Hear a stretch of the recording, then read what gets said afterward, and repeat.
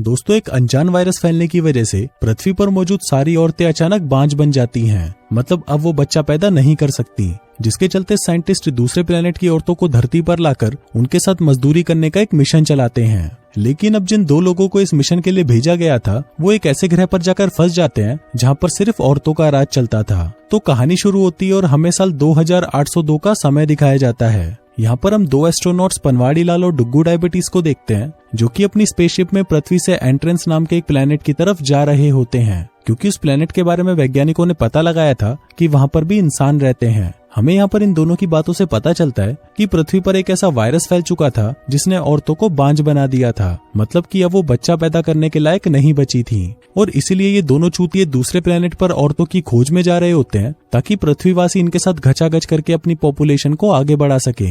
इन दोनों का मिशन था एंट्रेंस प्लेनेट पर लैंड करना और वहाँ पर रह रही औरतों का पता लगाना, ताकि वो उन्हें पटाकर पृथ्वी के ठरकी आदमियों के लिए उन्हें वहाँ पर ला सके। अब जब उनका स्पेसशिप एंट्रेंस प्लेनेट के ऑर्बिट में प्रवेश करता है, तो उस प्लेनेट की तेज ग्रेविटेशनल फोर्स के कारण उनके स्पेसशिप में कुछ खराबी आ जाती है। वो दोनों उस स्पेसशिप को कंट्रोल करने की बहुत कोशिश करते हैं, लेकिन वो ऐसा नहीं कर पाते, जिस वजह से उनका स्पेसशिप एंट्रेंस की सतह पर ही क्रैश हो जाता है। अब इस क्रैश में दोनों में से किसी की जान तो नहीं जाती, लेकिन डुग्गू डायबिटीज को थोड़ी चोट लग जाती है। अब इससे पहले कि अंदर का धुआं उन दोनों का दम गोड़ देता, पनवाड़ी लाल डुग्गू डायबिटीज को बाहर निकाल लेता है। इसके बाद हमें एंट्रेंस ग्रह का पूरा नजारा दिखाया जाता है, जो कि पूरी तरह एक बंजर ग्रह था। इसके बाद पनवाड़ी लाल डुग्गू डायबिटीज की चोट का इलाज करने लगता है, और वो उसे यहाँ पर एक भविष्य का इंजेक्शन देता है, जो कि डुग्गू डायबिटीज को पूरी तरह ठीक कर देता है। इसके बाद जब ये दोनों आपस में बात कर रहे होते हैं, तभी इन्हें यहाँ पर किसी कुत्ते के भौंकने की आवाज सुनाई देती है। इन लोगों को अब तक लग रहा था कि इस ग्रह पर जीवन का होना इम्पॉसिबल है, लेकिन कुत्ते की आवाज सुनकर ये काफी हैरान हो जाते हैं।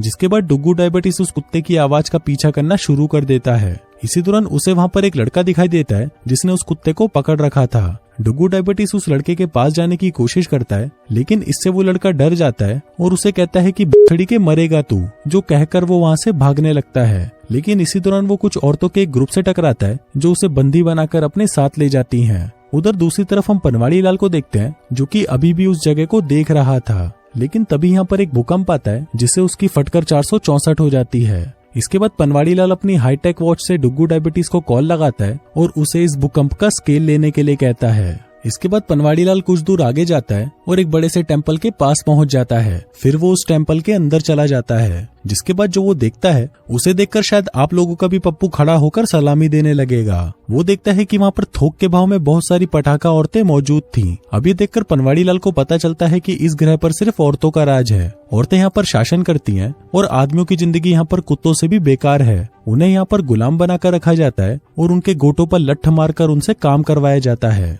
और इनमें से जो भी आदमी बड़े हथियार वाले होते हैं, उनका इस्तेमाल ये औरतें अपनी ठरक मिटाने और बच्चा पैदा करने के लिए करती हैं। अब मंदिर के अंदर हमें कुछ औरतों को दिखाया जाता है, जो कि अपने भगवान से प्रार्थना कर रही थी। तभी जमीन में से हम इनके भगवान को बाहर निकलता हुआ देखते हैं, जो कि एक बड़ा सा कोबरा होता है। इसके बाद हम इस ग्रह की रानी नहीं दूंगी को देखते हैं, जो कि देती तो सबको है, बस उसका नाम ही नहीं दूंगी है। हम देखते हैं कि नहीं दूंगी अपने ग्रुप के काम से खुश नहीं थी, क्योंकि उसकी एक सदस्य ने अपनी झांटों में आग लगा दी थी, जिसको देखकर बाकी सभी सदस्यों ने भी अपनी झांटों में आग लगा डाली। फिर इसके कुछ देर बाद कुछ औरतें उसी लड़के को इस रूम में लेकर आती हैं, जिसे इन्होंने कुछ देर पहले बाहर पकड़ा था। अब ये देखकर पनवाड़ी लाल की फटी पड़ी थी, लेकिन फिर भी वो वहीं रुककर इनके रिचुअल्स को देखने लगता है। तभी रानी की सेनापति बेदर्दी ऐलान करती है कि इस लड़के को हमारे भगवान नागू देवता को बलिदान में दे दिया जाए। अब ये बात सुनकर उस लड़के की बहन, जिसका नाम छतरी वाली होता है, वो यहाँ पर नहीं दूंगी और उसके ग्रुप की औरतों से लड़ने लगती है। यहाँ पर हमें ये भी पता चलता है कि इस टेम्पल की औरतें 2 ग्रुप में बटी हुई हैं,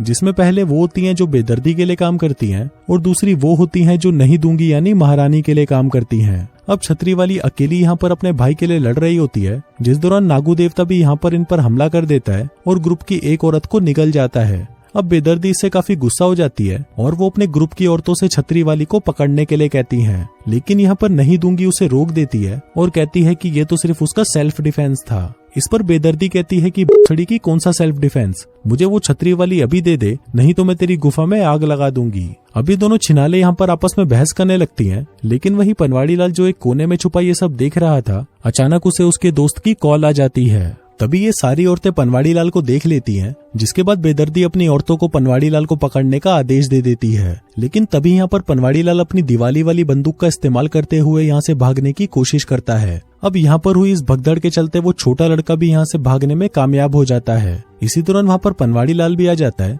और उस छोटे बच्चे को अपने साथ लेकर इस ग्रह से भागने के लिए अपने स्पेसशिप की तरफ जाने लगता है। अब वो वहाँ से निकलने ही वाला होता है कि तभी बेदर्दी की एक सिपाही पनवाड़ी लाल के पैर पर तीर मार देती है। लेकिन इसके बावजूद भी डुग्गू डायबिटीज और उस लड़के की हेल्प से वो उस स्पेसशिप के अंदर पहुंच जाता है। अब उसे लगा हुआ तीर जहरीला था, जिस वजह से पनवाड़ी लाल धीरे धीरे बेहोश होने लगता है। वहीं दूसरी तरफ सेक्सी रानी रोज दूंगी अपने ग्रुप के साथ वहाँ पर आ जाती है और बेदर्दी से कहती है कि बड़ी की चली जाए यहाँ से। इस पर बेदर्दी उसे मना करते हुए कहती है कि यहाँ पर औरतों द्वारा आदमियों की गर्दन मारना पूरी तरह से कानूनी है। लेकिन इस पर रोज दूंगी कहती है कि मैं यहाँ की रानी हूँ और मेरा कहना ना मानना भी कानून तोड़ने के समान ही है। अब बेदर्दी को ना चाहते हुए भी महारानी की बात मानकर वहाँ से जाना पड़ता है। इसके बाद महारानी उस स्पेसशिप में पहुंच जाती है और वहां आकर उन लोगों से मिलने लगती है। फिर वो अपने पास से कुछ निकालती है और उसे सीधा पनवाड़ी लाल की गर्दन में घुसा देती है, जिससे पनवाड़ी लाल की जान बच जाती है। तभी सीन यहाँ पर शिफ्ट होता है और हम पनवाड़ी लाल और डुग्गू डायबिटीज को देखते हैं, जो कि महारानी के महल में सोकर उठते हैं। तभी डुग्गू डायबिटीज पनवाड़ी लाल से कहता है कि मुझे गुप्त सूत्रों से पता चला है कि ये ग्रह मर रहा है और इस ग्रह पर इतने भूकंप आने वाले हैं कि अब इस ग्रह के पास सिर्फ 2 ही महीने बचे हैं, जिसके बाद ये ग्रह पूरी तरह से खत्म हो जाएगा। इसके बाद पनवाड़ी लाल को पूछताछ के लिए महारानी रोज दूंगी के पास लाया जाता है। फिर वो यहाँ पर महारानी को अपने बारे में बताता है और कहता है कि मैं पृथ्वी ग्रह से हूँ। वो महारानी को बताता है कि आपके ग्रह के लोग भी पृथ्वी ग्रह के ही वंशज हैं। वो कहता है कि लगभग 1000 साल पहले कुछ लोगों को एक भांग भोसड़े के लिए इस ग्रह पर भेजा गया था। अब उन चूतियों ने लगभग 100 सालों तक तो अपने कामों की जानकारी पृथ्वी पर दी, लेकिन फिर इसके बाद उन लोगों को लगा कि यहीं पर रहना बेस्ट है, बस खाओ पियो और मजदूरी करो, जिस वजह से यहाँ की पॉपुलेशन बढ़ती चली गई। अब उसकी ये कहानी सुनकर महारानी रोज दूंगी काफी हैरान हो जाती है, लेकिन महारानी को फिर भी पनवाड़ी लाल की बातों पर विश्वास हो जाता है, क्योंकि महारानी के पूर्वजों ने भी उन्हें पृथ्वी ग्रह के बारे में यही बताया था। अब इन दोनों की बातों के दौरान महारानी उसे बेदर्दी के बारे में बताने लगती है और कहती है कि बेदर्दी 1 नंबर की छिनाल है। वो एक चूतिए से शाही परिवार का हिस्सा है जो सोचती है कि एक दिन वो भी महारानी बनेगी, लेकिन उसकी हरकतों की वजह से उसे महारानी नहीं बनाया गया, जिसके कारण अब वो अपने लोगों को इकट्ठा कर रही है ताकि वो अपने बल पर सिंहासन को हथिया सके। और जो उसके पास वो बड़ा सा सांप है वो कोई भगवान नहीं बल्कि ऐसे ही बकचोदी है। फिर यहाँ पर पनवाड़ी लाल महारानी को बताता है कि ये ग्रह जल्दी ही मरने वाला है, इसलिए उन्हें इस ग्रह को खाली कर देना चाहिए। लेकिन यहाँ पर महारानी पनवाड़ी लाल की ये बात नहीं सुनना चाह रही थी, इसलिए वो बात को बदल देती है और उसे बताने लगती है कि इस ग्रह पर मर्दों का राज क्यों नहीं है। वो कहती है कि बहुत साल पहले मर्दों ने आसमान में एक रोशनी देखी जिससे बहुत सारे मर्द नपुंसक बन गए, जिसके चलते यहाँ पर औरतों में मर्दों से ज्यादा पावर्स आ गई, जिसके बाद यहाँ पर सिर्फ औरतें ही राज करने लगी। अब अगर यहाँ पर कोई भी मर्द गलती करता है तो सजा के तौर पर उसका हथियार काटकर उसका मुंह काला करवाकर उसको गधे पर बिठाकर घुमाया जाता है। फिर कुछ देर बाद महारानी पनवाड़ी लाल को एक पुरानी सी खदान के पास लेकर आती है, जहाँ पर बहुत सारे आदमी मजदूर के रूप में काम कर रहे थे। रानी बताती है कि यहाँ पर मर्दों का इस्तेमाल या तो बलि देने के लिए किया जाता है या उनसे गुलामी कराने के लिए, और अगर कभी कभी मन हो तो बच्चा पैदा करने के लिए भी। अब महारानी की ये बात पनवाड़ी लाल को पसंद नहीं आती, जिसके बाद जब वो उनकी इन बातों को गलत ठहराता है तो महारानी उसके मुंह पर एक घुसंड मारती है, जिसके बाद उसे यहाँ से ले जाया जाता है। फिर जब रानी के सैनिक उसे यहाँ से ले जा रहे होते हैं तभी बेदर्दी का ग्रुप उन पर हमला कर देता है और वो लोग महारानी के सभी सैनिकों को मार देते हैं और इस घमासान लड़ाई में छतरी वाली भी मारी जाती है। इसके बाद पनवाड़ी लाल को बेदर्दी के पास ले जाया जाता है, जहां बेदर्दी उसे अपने ग्रुप में ज्वाइन होने के लिए कहती है, लेकिन पनवाड़ी लाल उसे साफ मना कर देता है। अभी सुनने के बाद बेदर्दी पनवाड़ी लाल पर हमला कर देती है और इससे पहले कि वो उसे जान से मारती, वहां पर महारानी डुग्गू डायबिटीज और उनके कुछ साथी पहुंच जाते हैं। अब यहाँ पर बेदर्दी रानी से भी लड़ने की कोशिश करती है, लेकिन तभी महारानी उसके मुंह पर एक जोर का घुसंड पिलाती है, जिससे बेदर्दी वहीं पर बेहोश हो जाती है। जिसके बाद ये लोग यहाँ की सुरंगों से होते हुए यहाँ से बाहर निकलने लगते हैं। तभी डुग्गू डायबिटीज पनवाड़ी लाल से कहता है कि अब हमारे पास पहले की बजाय और भी कम टाइम बचा है, इसलिए अब हमें जल्दी से जल्दी इस प्लेनेट से निकलना होगा। अब उनकी ये बातें महारानी रोज दूंगी भी सुन रही होती है, जिसके बाद वो अपने गले का एक लॉकेट निकालती है, जिसके अंदर एक बहुत ही खास पदार्थ होता है। महारानी कहती है कि ये पदार्थ उसी जगह का है जहाँ पर 1000 साल पहले वो स्पेसशिप लैंड हुआ था। अब ये बात सुनकर वो दोनों खुश हो जाते हैं, क्योंकि अगर किसी तरह वो लोग वहाँ पर पहुँच गए और उनके पुराने जहाज को फिर से शुरू कर लिया तो ये लोग वापस से पृथ्वी पर जा सकेंगे। अब यहाँ पर रानी भी इनकी मदद करने के लिए तैयार हो जाती है, जिसके बाद वो लोग उस जगह की तरफ आगे बढ़ने लगते हैं जिस दौरान जिन लोगों को बेदर्दी ने कैद करके रखा था ये उनको आजाद भी कर देते हैं। फिर जब ये लोग उस जगह से बाहर निकल आते हैं तो महारानी इन्हें बताती है कि अभी हमें और कई किलोमीटर्स की यात्रा तय करनी होगी,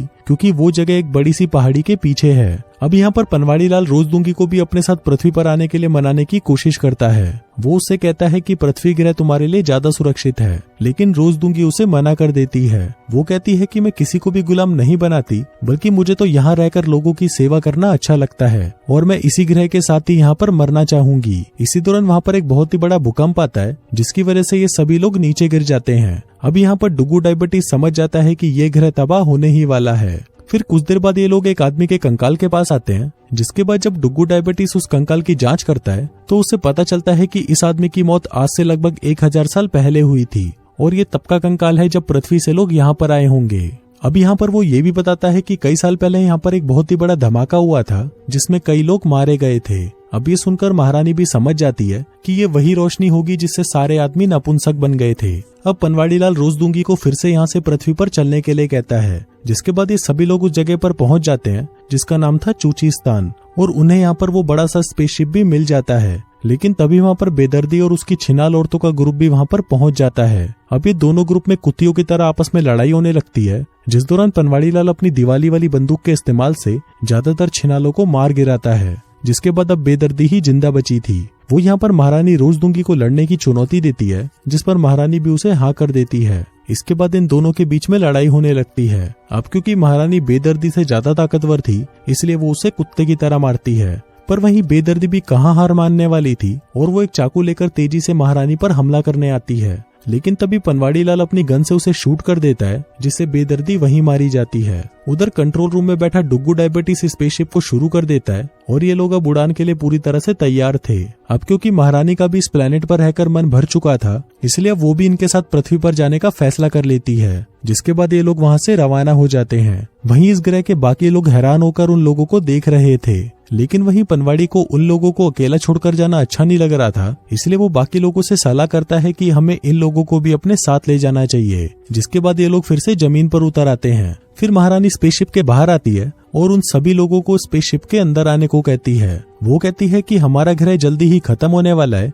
इसलिए हम दूसरे ग्रह पर जा रहे हैं। उस ग्रह पर हमें और भी आदमी मिलेंगे जिनके हथियार में घोड़ों जैसी पावर होगी। अभी सुनते ही वो लोग काफी खुश हो जाते हैं और उस जहाज के अंदर आने लगते हैं। अब इससे पहले कि वो लोग यहाँ से रवाना होते तभी वहाँ पर एक बहुत ही खतरनाक भूकंप आता है, जिसके बाद जब ये लोग बाहर देखते हैं तो वो पाते हैं कि वहाँ पर वो बड़ा सा कोबरा था जो कि जहाज पर अटैक कर रहा था। अब इससे पहले कि वो और कुछ करता, डुगू डायबिटीज स्पेसशिप को शुरू कर देता है, जिससे निकलने वाली आग से वो कोबरा मारा जाता है। अब फाइनली ये लोग इस ग्रह को छोड़कर पृथ्वी की तरफ निकल जाते हैं और इसी के साथ ही ये कहानी यहीं खत्म हो जाती है।